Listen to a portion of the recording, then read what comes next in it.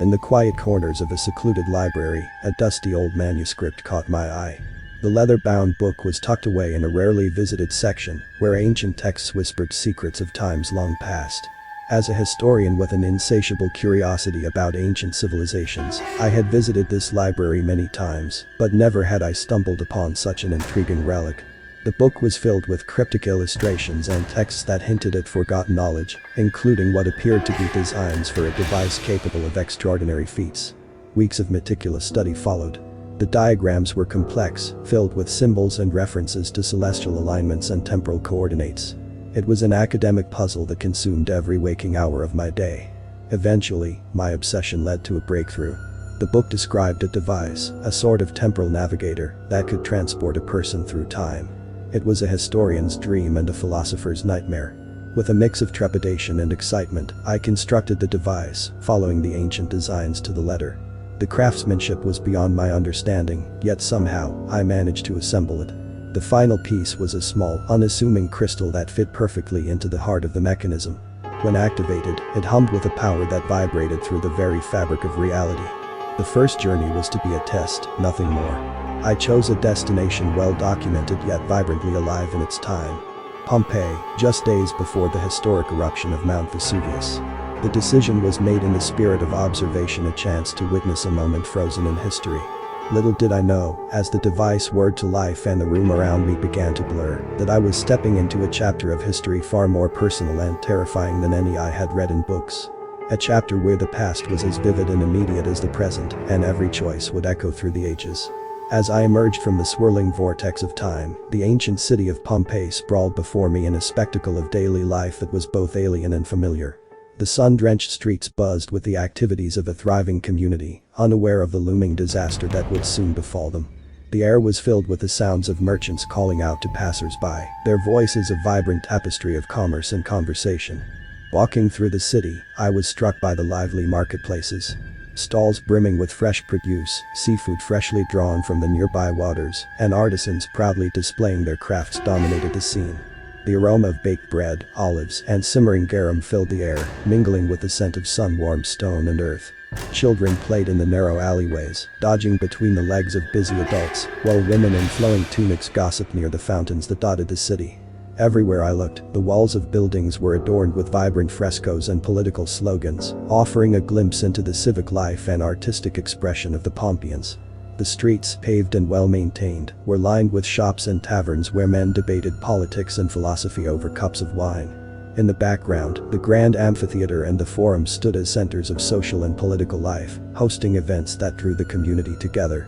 In this bustling environment, the shadows cast by the grand Mount Vesuvius seemed almost protective, a stark contrast to the danger it would soon unleash. The people of Pompeii, engrossed in their daily routines, moved through their city with a zest that belied the catastrophic fate that awaited them. My heart ached with the knowledge of their impending doom, yet I was captivated by the vibrancy and resilience of their lives, playing out like a well-rehearsed play, oblivious to its final act. Stepping onto the cobblestone streets of Pompeii, I was immediately captivated by the vibrancy and pulse of the city. Everything around me was a vivid tableau of Roman life, so brilliantly alive that it was hard to believe this place was destined to become a silent monument under ash and pumice. My heart raced with the thrill of walking through a living museum, an experience no textbook or documentary could match. As I wandered, I marveled at the intricate mosaics underfoot, each piece a testament to the artisan's skill and the city's opulence. The public baths, replete with elaborate frescoes and sculptures, spoke of a culture that valued leisure and beauty. It was enthralling to see these spaces in use. Men lounging and discussing the day's news, children splashing in the water, women chatting as they awaited their turn. I found myself drawn to the local amphitheater, where a lively performance was underway. The actors, adorned in colorful garments, projected their voices with such passion that even without understanding every word, I was moved by the intensity of their expression. The audience's laughter and applause resonated through the air, filling the space with joy and community spirit. Everywhere I looked, there were signs of a society rich in tradition and innovation. From the sophisticated water systems to the bustling forums, Pompeii was a city that blended the mundane with the magnificent seamlessly. My fascination grew as I observed the interactions, the commerce, and the everyday rituals that made up the fabric of Pompeian life. This wasn't just a city, it was a vibrant civilization, caught in the fullness of its existence, and I was walking through it, a ghost from the future, invisible yet profoundly connected. As I continued to immerse myself in the vibrant life of Pompeii, a chilling realization dawned upon me. The familiarity of the city's landmarks and the particular festivities that filled the streets allowed me to piece together the ominous truth about the date. It was late August in AD 79, mere days before the catastrophic eruption of Mount Vesuvius that history had so meticulously recorded. My initial delight turned to a cold dread. Observing the looming mountain in the distance, I noticed the subtle signs of the impending disaster that the residents blissfully ignored. The faint tremors underfoot, occasionally shaking the market stands, and the unusual behavior of animals, which seemed more restless than usual. The air had a tense quality, as if the very atmosphere sensed the upcoming turmoil. In one striking moment, while watching a potter skillfully shape his clay, the ground shuddered more forcefully than before, causing his wheel to halt momentarily. The potter laughed it off, attributing the shake to the heavy carts passing by. But I stood frozen, understanding the gravity of what these tremors signified. The realization that I was standing on the precipice of one of the most famous natural disasters in human history was overwhelming. The knowledge that in just a few days, these streets would be buried under meters of volcanic ash, preserving them in time, yet erasing the vibrant life that filled them now, weighed heavily on me. Each laugh and shout around me became a haunting echo of the imminent silence that would soon envelop this place. I was faced with the profound dilemma of witnessing history or becoming an unwilling participant in its tragic script. In the shadow of Vesuvius, with a ticking clock of history counting down, I was tormented by a profound ethical quandary. The knowledge of what was to come, a disaster that would encapsulate an entire city in ash, and sorrow placed an unbearable weight on my shoulders. Could I, a mere visitor from another time, justify intervening in the natural course of history? Or was it my duty to preserve the timeline as it was, untouched by the knowledge I possessed? The decision was agonizing. On one hand, the thought of standing idle while thousands perished was horrifying. Each face in the crowd was no longer just a mark of ancient history, they were living, breathing individuals with dreams and families. Saving them from their fated demise seemed like the only humane action. On the other hand, the potential repercussions of altering history loomed large. What unforeseen consequences might ripple through time if I were to prevent Pompeii's destruction? The course of human development, the learnings drawn from these ruins by future archaeologists, and even the cultural identity shaped by this tragedy, could all be irrevocably changed. I wrestled with these thoughts as I walked the streets, observing the Pompeians going about their lives with joyous ignorance. My heart ached with the knowledge of their imminent doom, yet my mind cautioned restraint, warning of the arrogance in assuming the role of a savior. This internal conflict was not merely about choosing between action and inaction, it was a profound meditation on the responsibility that comes with power, the ethics of time travel, and the respect due to the natural flow of history. Each step I took through the bustling city was heavy with the burden of this decision, making me acutely aware of the delicate thread upon which the past, present, and future balance.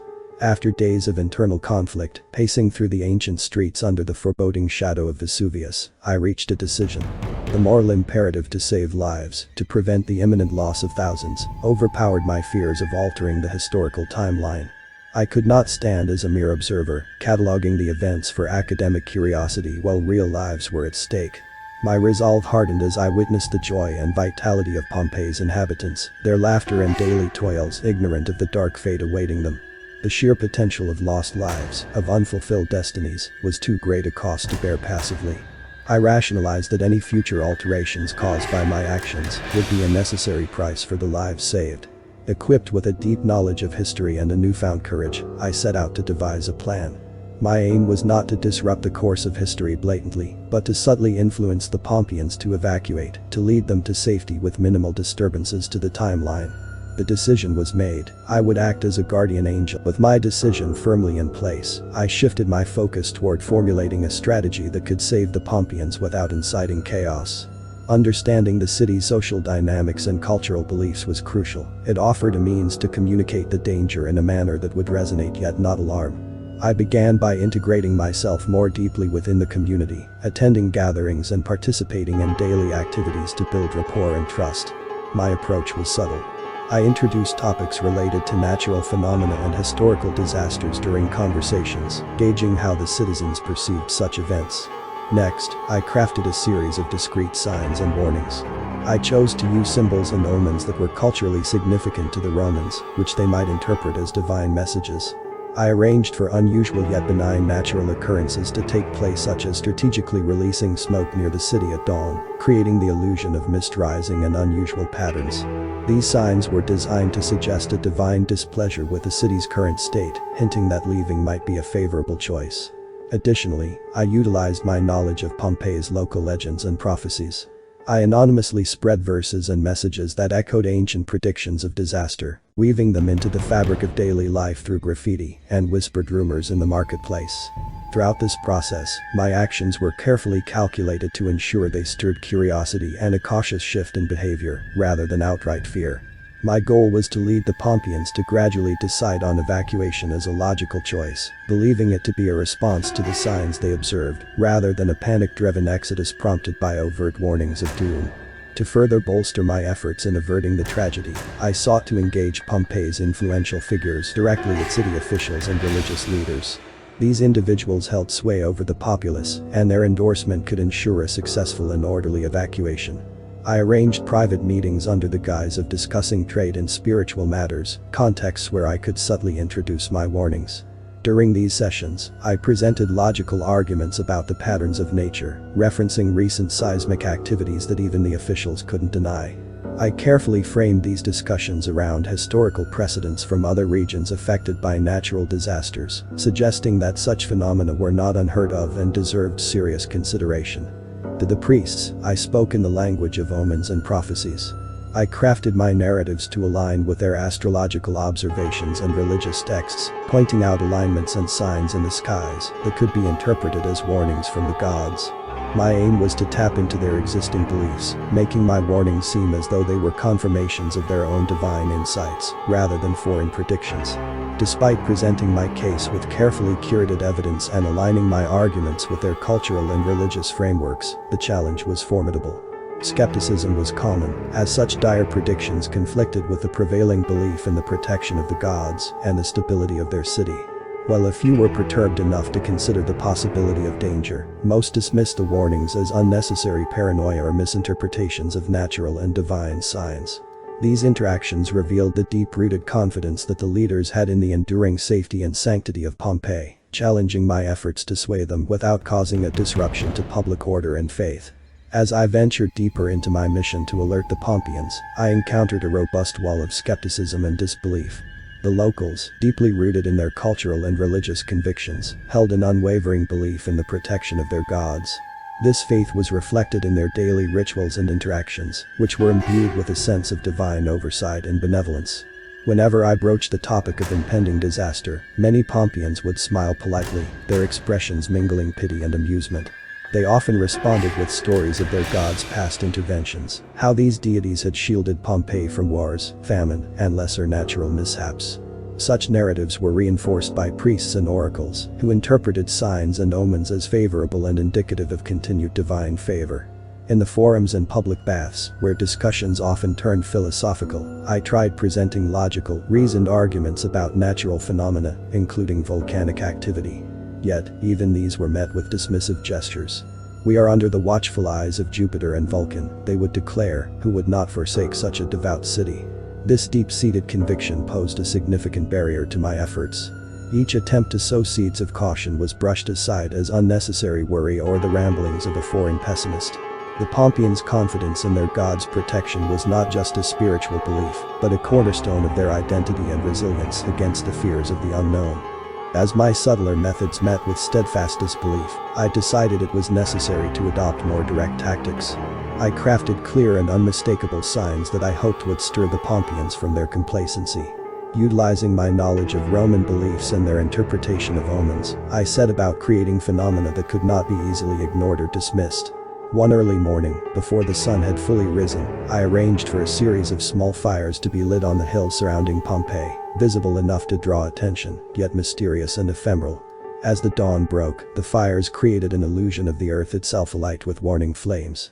I spread rumors that these were signs from Vulcan, god of fire, showing his displeasure with Pompeii. Additionally, I constructed makeshift sculptures near well-traveled roads outside the city, depicting symbols of evacuation and sanctuary, symbols that were common in Roman mythology. These were designed to appear as if they had sprung up overnight, gifts from the gods to guide the populace to safety. I also manipulated local water sources to run a deep red for a day, using natural dyes that were harmless yet startling.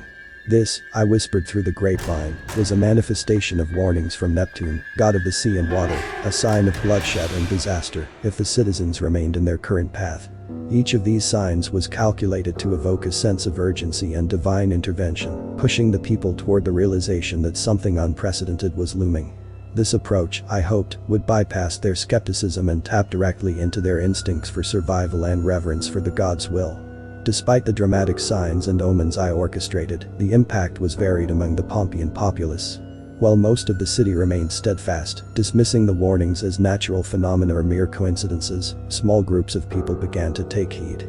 These individuals, often those who had previously experienced or heard of natural disasters in other regions, sensed the urgency in the patterns I had laid out. These believers, though few, started to form a quiet network of concerned citizens.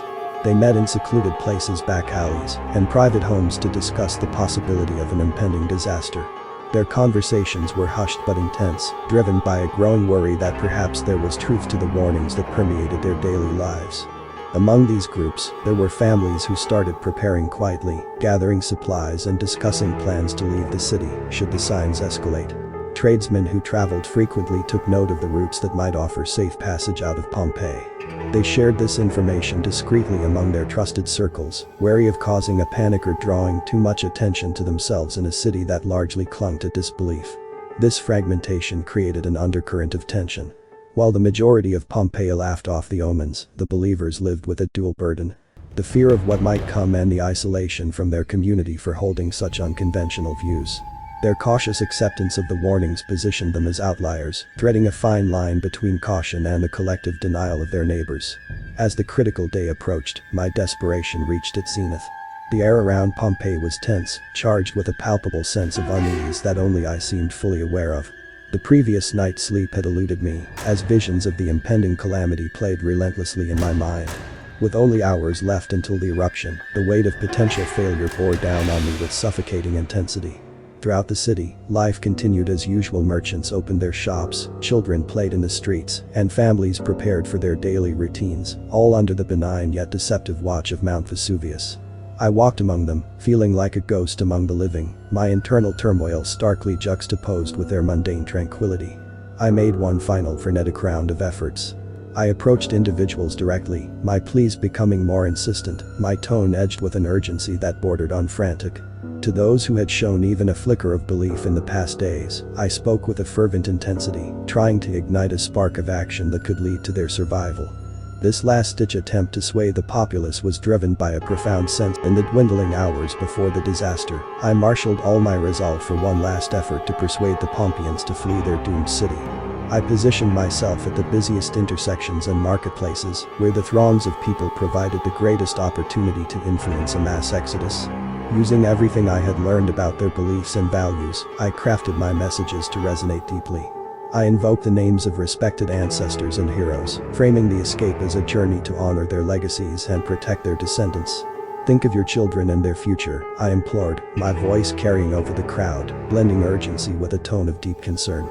I offered practical advice, detailing the safest routes out of Pompeii, pointing towards the less traveled paths that led away from the volcano's wrath. I handed out simple maps, drawn hastily but with enough detail to guide them to safety. To those who hesitated, I shared stories of other cities in history that had faced similar fates and survived only through the foresight and swift action of their people. As the sun began to set, casting long shadows over the city, my efforts became more pointed. I stood near the city gates, directly urging families as they passed by on their evening errands. The time to act is now, I would say, looking into their eyes, trying to convey the seriousness of the situation without inciting a panic. This final push was a blend of dire warning and hopeful encouragement, a last attempt to alter the course of events through sheer will, and the desperate hope that enough people would listen and act to save themselves from the catastrophe that loomed just over the horizon. The eruption began with a low, ominous rumble that seemed to rise from the very depths of the earth, a sound so primal and terrifying that it momentarily froze everyone in place. Then, as Vesuvius roared to life, spewing a monstrous plume of smoke and ash into the sky, panic took hold. The sky darkened rapidly, turning midday into a deep ash-filled twilight, casting an eerie pall over Pompeii. Chaos erupted in the streets as the initial shock gave way to frantic action. People screamed and ran in all directions. Families scrambled to gather their loved ones, clutching small children tightly as they dashed towards whatever shelter they could find. The ground shook violently, throwing carts and stands aside, shattering pottery and toppling statues. Horses, spooked by the tremors and the growing cacophony, broke free and galloped wildly, adding to the pandemonium. Ash began to fall like a sinister snow, covering everything in a thick, suffocating blanket. Visibility dropped drastically, and breathing became difficult. The air was thick with the cries of panic, the shouts for help, and the sobbing of those who were overwhelmed by despair. People stumbled over each other, some falling and being trampled, as the crowd surged in a desperate bid to escape the city's confines. Above the human noise rose the terrifying roar of Vesuvius, a constant thunder, a sound that seemed to promise nothing but destruction. Every new explosion from the volcano sent a fresh wave of dread through the crowd, each blast echoing the city's doom. Amid this tumult, the faces of the Pompeians were ghastly pale, marked by fear and disbelief, as they witnessed their world crumbling around them, enveloped by the wrath of nature in its most raw and fearsome form. As Vesuvius unleashed its fury, I found myself amidst the swirling chaos, driven by a desperate resolve to guide as many as possible to safety. With ash and pumice raining down, visibility was poor, yet my prior preparations had mapped a clear path in my mind. Grabbing a makeshift torch, I stood at a strategic junction, calling out to the terrified citizens, directing them toward the lesser-known northern gate that led away from the direct path of the eruption. My voice became a beacon in the tumult, shouting instructions over the roar of the volcano and the cries of the crowd. "This way. Follow me to safety," I repeated as I led a growing group of Pompeians through back alleys and side streets, avoiding the main thoroughfares clogged with debris and stampeding crowds. My knowledge of the city's layout, previously a scholarly pursuit, now became a life-saving tool. Among the group were elderly citizens leaning on my shoulders, young families pushing their belongings in carts, and children clutching toys, their faces smeared with ash and tears. I reassured them as we moved, keeping the group cohesive and motivated, despite the terrifying rumbles that shook the ground beneath our feet. As we reached the outskirts, the ash began to thin, and the air grew slightly clearer. Here, I paused to ensure that everyone who had followed was accounted for, offering words of encouragement, sharing water from my own supply, and making quick plans for the next phase of our escape. It was a moment of brief respite, a collective breath amidst the destruction, before we continued on, moving as one towards safety, away from the collapsing city behind us. As the full force of Mount Vesuvius's wrath descended upon Pompeii, a blanket of thick choking ash began to envelop the city. Buildings that had stood proudly against the skyline were gradually obscured and then buried under the relentless fall of volcanic debris. The streets where life had pulsed so vibrantly mere hours before were now silent, covered in a gray shroud that muted all signs of the life that had thrived there. From a safe distance, those few of us who had escaped looked back in dismay and sorrow. The city that had been a bustling hub of commerce and daily human joy was transformed into a ghostly landscape, a tomb preserving its last moments under layers of ash and pumice. The escapees, guided by the warnings I had issued, were sparse, a small fraction of Pompeii's population. Each of us carried the weight of those left behind, the faces of neighbors and friends who had dismissed the signs, now sealed in their fate. The sky continued to rain down ash, as the volcano's fury seemed inexhaustible, ensuring that Pompeii was thoroughly hidden from the world, its stories and tragedies locked beneath a thick carpet of volcanic material. The few who stood with me, survivors by virtue of heeded warnings, gazed upon the catastrophe with a mix of relief and profound guilt. We knew that our memories of Pompeii, vibrant and alive, would be starkly at odds with the city's new reality as an archaeological whisper from the past. In the quiet aftermath, as the ash settled and the skies began to clear, I found myself reflecting deeply on the events that had transpired. Standing amidst a small group of survivors, each of us grappling with our own tangled emotions, I pondered the lives we had managed to save. These few, carrying with them the stark memories of a city now lost to time, represented a tiny spark of the human spirit preserved against overwhelming odds. Despite our efforts, the course of history for the vast majority of Pompeii remained tragically unchanged. The city's fate had unfolded as the annals of history had always dictated, with most of its populace entombed in volcanic ash. This stark reality was a poignant reminder of the limits of my intervention, a temporal visitor, bound by the immense forces of nature and history. The survivors' stories, their accounts of the last days of Pompeii, would survive only in whispers and quiet records, overshadowed by the larger narrative written in the ruins. As I listened to their voices, a mix of gratitude and sorrow, I realized that while we had altered the trajectories of a few, the historical tapestry of Pompeii was largely unaltered, its lessons about human fragility and nature's indifference preserved in the layers of ash. This reflection brought with it a solemn understanding of the dual nature of my journey through time. The profound connection to the people I had touched and the overarching inevitability of their collective destiny. It underscored the delicate balance between the desire to intervene for the good and the necessity to respect the course of natural events, teaching me about the intricate dance between preservation and change. Upon my return to the present, the profound impact of my journey lingered in my mind like the echo of a distant melody. The modern world felt starkly alien for a time, as I reacclimatized to an environment where the urgency of life and death decisions was replaced by the mundane routine of everyday life. The contrast was jarring, a constant reminder of what had transpired in the ancient city of Pompeii. Driven by a need to connect the past with my present, I visited a museum exhibiting artifacts from Pompeii. As I walked through the silent halls, past the displays of petrified casts of the victims and their belongings, a surreal sense of familiarity washed over me. Each item told a story of a life interrupted, a narrative I had briefly become a part of. The artifacts, preserved under layers of ash, now spoke to me of resilience and tragedy, their silent forms a bridge across time. I reflected on the ethical implications of my actions. Had I truly been right to intervene? The faces of those I had led to safety flickered in my memory, their expressions a mixture of fear and hope as they fled their doomed city. Yet, for each life saved, countless others were lost, their stories concluded in the way history had always intended. In the solitude of the museum, amidst relics of a civilization halted in time, I penned my own account of the events. It was a narrative filled with the harsh truths of natural disaster and the poignant realities of human endeavor against the inevitable. This account, I hoped, would serve as a testament to the small victories in the face of overwhelming defeat and as a philosophical inquiry into the responsibilities that come with the power to alter history. As I closed the last page of my journal, I realized that while I had returned to my own time, part of me would always remain under the shadow of Vesuvius, forever entwined with the fate of Pompeii. The journey had changed me, imbuing my scholarly pursuits with a new depth of understanding and a renewed respect for the delicate threads that weave the tapestry of time.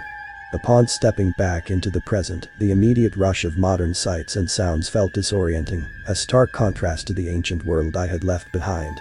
The reality of Pompeii's catastrophic end, a memory now vividly imprinted in my mind, clashed with the orderly calm of my own era.